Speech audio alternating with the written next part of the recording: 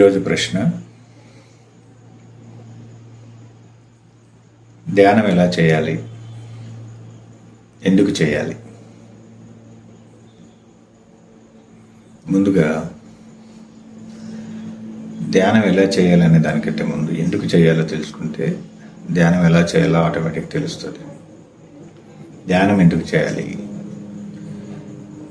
ఇది చాలా పెద్ద సబ్జెక్టు, ముఖ్యమైన సబ్జెక్ట్. ప్రతి మానవుడికి భూమి మీద జన్మించినప్పటి నుంచి చనిపోయేదాకా తను చేయాల్సినటువంటి అతి ముఖ్యమైన పని తనను తాను తెలుసుకోవటం. ఇదే తన జీవిత లక్ష్యం కావాలి.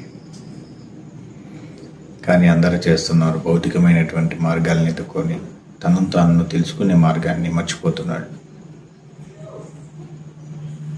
అందుకని మన జీవితంలోకి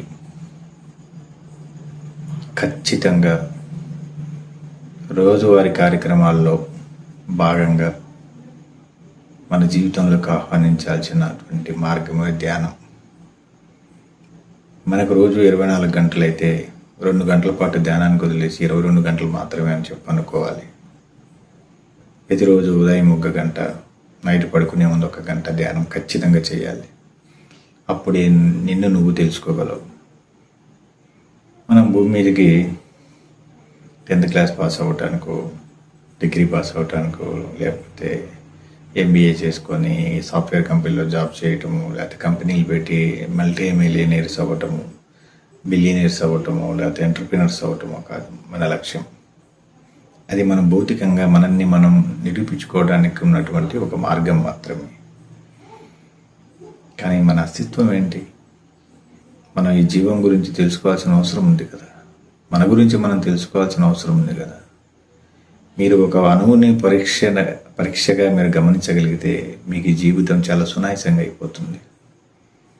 అంత మేధస్సు భగవంతుడు మనకి ఇచ్చున్నాడు.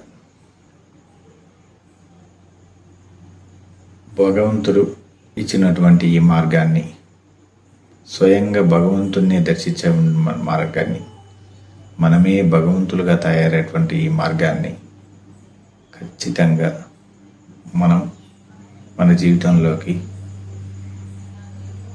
100% ఆహ్వానించాలి. ఎటువంటి అనుమానాలకు తావు లేకుండా ధ్యానం యొక్క పవిత్రతని, స్వచ్ఛమైన మార్గాన్ని ఖచ్చితంగా మనం జీవితంలో అవలంబించి తీరాలి. అప్పుడే మనం భగవంతుడి యొక్క మూలాలను చేరుకోగలం అనే యొక్క స్థితిని మనం తెలుసుకోగలం. మన యోగులు, మన ఋషులు, ఋషుమంగవులు అందరూ చెప్పినటువంటి ఒకే ఒక మార్గం ధ్యానం. వశిష్ఠ మహర్షి సత్యయుగం నుంచి కూడా ధ్యానమే ఉంది. వశిష్ఠ మహర్షి కూడా ధ్యానం ద్వారా శక్తి సాధించాడు. యేసుక్రీస్తు ధ్యానం ద్వారా శక్తి సాధించాడు.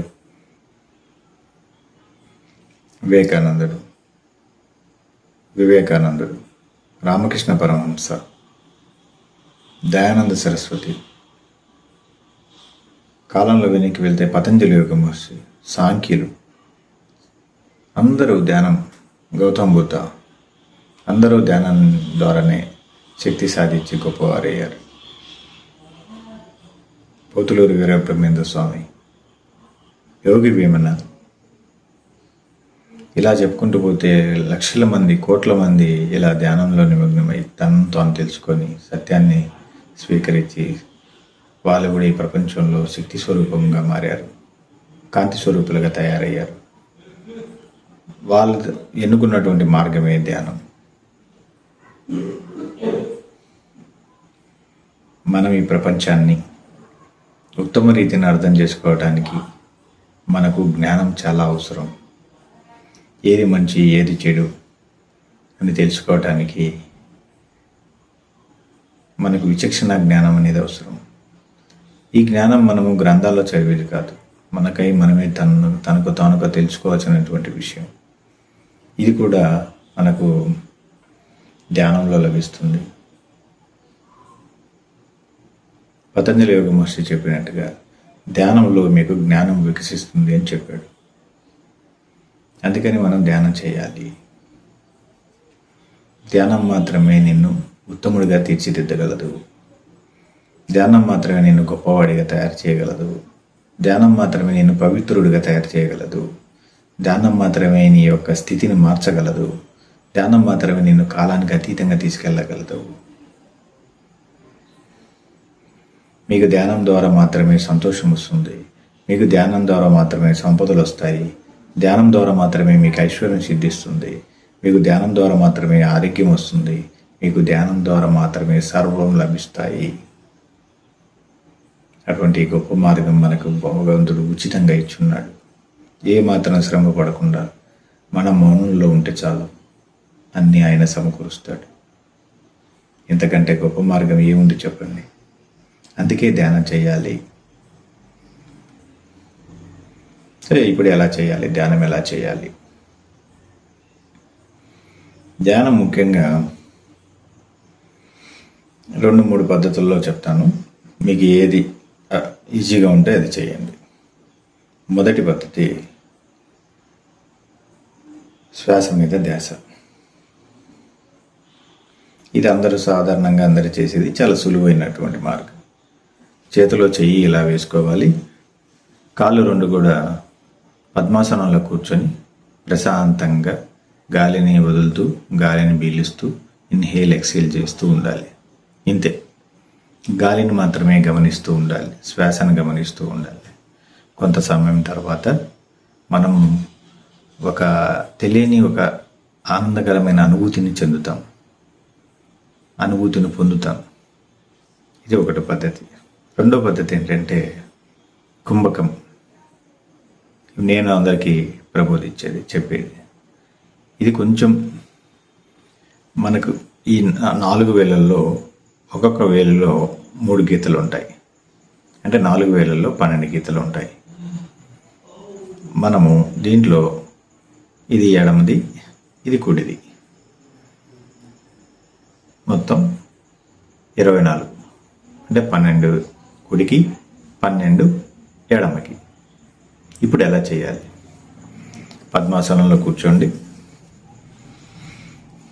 కూర్చున్న తర్వాత ఈ వేలు, ఉంగరపు వేలు మనకు సూర్యనాడి, చంద్రనాడి. కుడివైపు ఉండేది సూర్యనాడి, ఎడం వైపు ఉండేటువంటి ముక్కు ఉండేది చంద్రనాడి.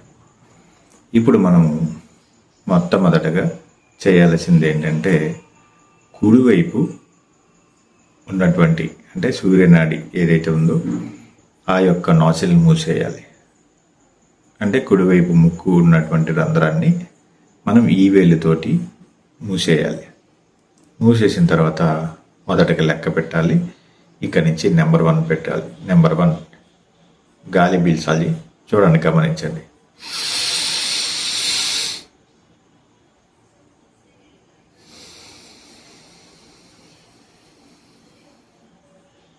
ఇది ఒకసారి అయిపోయింది. అంటే ఒకసారి గాలి పీల్చి గాలి వదలటాన్ని ఒక నెంబర్గా తీసుకోవాలి. 2, 3,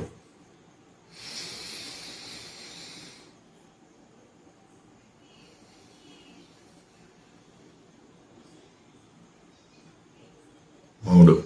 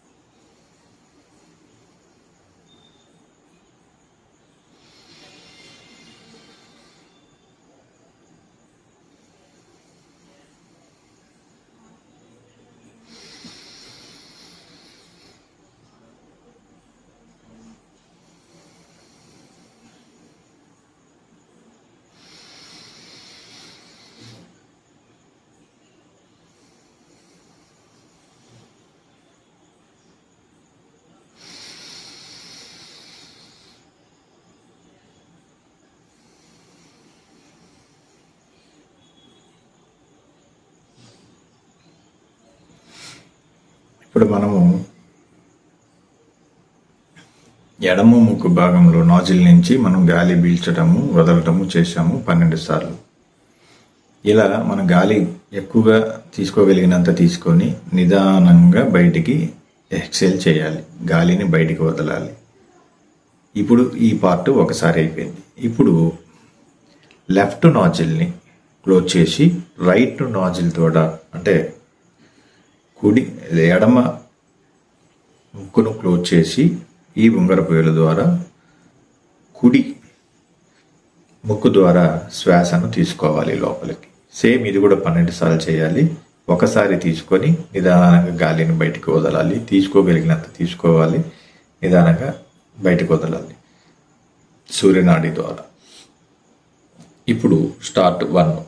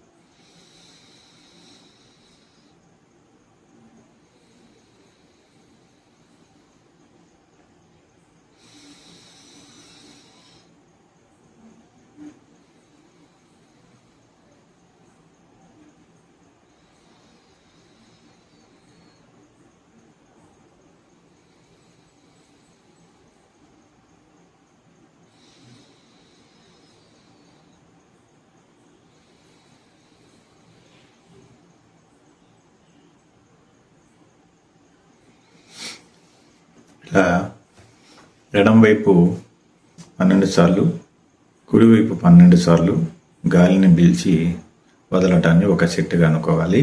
ఇలా 3 సార్లు సెట్గా అనుకొని తర్వాత చేతిలో చెయ్యి ఇలా వేసుకొని కాళ్ళు 2 పద్మాసనంలో కూర్చొని కళ్ళు మూసుకొని శ్వాస మీద ధ్యాస పెట్టాలి. మీరు ఇప్పుడు పూర్తిగా ఆలోచన రహిత స్థితికి వచ్చేస్తారు. మీకు ఆలోచనలు రమ్మన్నా రావు. పూర్తిగా ధ్యానంలో నిమగ్నం అయిపోతారు. అంత శక్తివంతంగా తయారవుతారు. ఈ ప్రాణాయామం నుంచి బయటికి రావటానికి మనకు మనసు కూడా ఒప్పదు. ఇది 2వ పద్ధతి.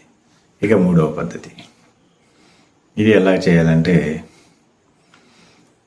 ఇది కూడా నేను చాలా గృహిణులకు చెప్పే పద్ధతి ఎక్కువగా. ఇది చాలా సులువైంది. 2వ పద్ధతి ఒకటి కొంచెం ప్రాక్టీస్ కావాలి. ఈ పద్ధతి చాలా ఇది 2 నాజిల్స్ను క్లోజ్ చేసుకునే పని లేదు.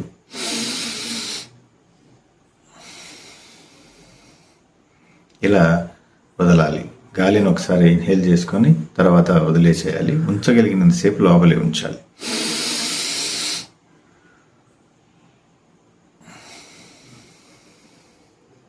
ఇలా 5 టైమ్స్ చేయాలి. 5 టైమ్స్ చేసిన తర్వాత ఇలా ఒకసారి గాలి పీల్చి వదలటాన్ని ఒక మఠం అంటారు. ఇలా 5 సార్లు చేస్తే ఒక సంబా అంటారు. ఇలా 5 సార్లు చేసిన దాన్ని సంబా అని అంటారు కదా. ఈ సంబాలు 5 సార్లు చేయాలి. ఇది కూడా మీరు 5 సార్లు ఎప్పటికైతే అయిపోతుందో అప్పటికే మీరు 50% ధ్యానంలోకి వెళ్ళిపోతారు ఆటోమేటిక్గా. ఇప్పుడు ముందు చెప్పిన ప్రాసెస్ కానీ ఇప్పుడు చెప్పిన ప్రాసెస్ కానీ కళ్ళు మూసుకొని చక్కగా ఇన్వాల్వ్మెంట్తో చేయాలి. అప్పుడే మీరు ఇన్నర్లోకి వెళ్ళగలరు, మీ లోపలికి వెళ్ళగలరు. ఈ ప్రపంచం బయట కనిపించేది కాదు. మీకు ఈ ప్రపంచం మొత్తం లోపల ఉంది. మీ ప్రపంచం మొత్తం లోపలే ఉంది. ఇదే అద్భుతమైనటువంటి జ్ఞానం. మీరు తెలుసుకోవాల్సింది, నేర్చుకోవాల్సింది, మీరు మార్చుకోవాల్సింది మొత్తం మీ లోపలే ఉంది. బయట ఎక్కడా లేదు, ఏమీ లేదు. మీరు చేయవలసింది ఇదే. ఇది అతి ముఖ్యమైనది, గొప్పది, అద్భుతమైంది. ధ్యానం సాధన చేయాలి. ఈరోజు ధ్యానం ఎలా చేయాలో తెలుసుకుందాం. ప్రాక్టీస్ ప్రారంభించండి. ఒక చిన్న సలహా ఏంటంటే, ధ్యానం ప్రారంభించారంటే ఇక జీవితంలో ఎప్పటికీ కూడా ధ్యానాన్ని ఆపవద్దు. ఇది నేను చెప్పేటువంటి సలహా. మీ కర్మలు చాలా ఈజీగా కొన్ని వేల సంవత్సరాలుగా ఉన్నటువంటి బీజ సంస్కారాలన్నీ కూడా నశింపబడతాయి. పాపాలు పుణ్యాలు మీ అకౌంట్లో ఏమీ ఉండవు, జీరో అయిపోతాయి. పతంజలి యోగ మహర్షి చెప్పినటువంటి సాధన ఇది. అందుకని ధ్యానం చేసే వాళ్ళందరూ కూడా కాలానికి అతీతమైన స్థితికి వెళ్తారు. ఈ యొక్క కర్మ సిద్ధాంతాలకు పూర్తిగా అతీతంగా బతికేస్తారు. అందుకే ధ్యానంలో అందరూ ఈ యొక్క మార్గాన్ని గొప్పగా ఉండాలనేది నా కోరిక. ధ్యానంలో ప్రతి వారు తనను తాను తెలుసుకోవాలి. ఈ ప్రపంచం మొత్తం శాంతియుతంగా ఉండాలనేది నా కోరిక. లోకా సమస్త సుఖినో భవంతు. సర్వం కల్విదం బ్రహ్మ. శుభం భయాత్, శుభం భయాత్, శుభం భయాత్, శుభం భయాత్, శుభం భయాత్.